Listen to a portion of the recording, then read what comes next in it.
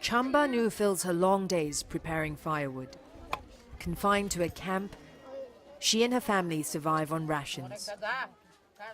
We barely have enough to eat. We only get small portions of food. Now that the weather is colder, we don't even have blankets for the night. She's one of tens of thousands of Rohingya affected by the violence between the mainly Muslim minority and Buddhists in Rakhine State in 2012.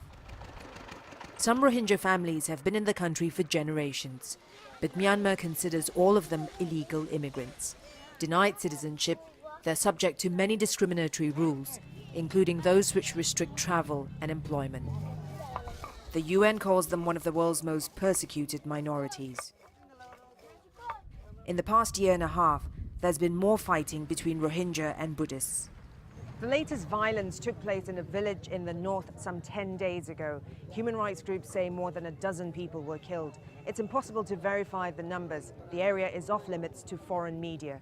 But we've spoken to several people from there who say the village has been sealed off by security officials.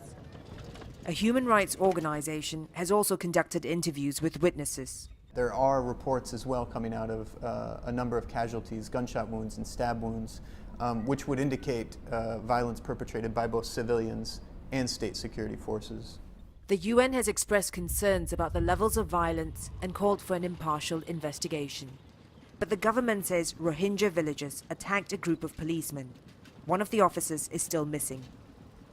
The reports by other people are groundless accusations based on hearsay. They should also listen to us. Otherwise, it's impossible to accept their claims.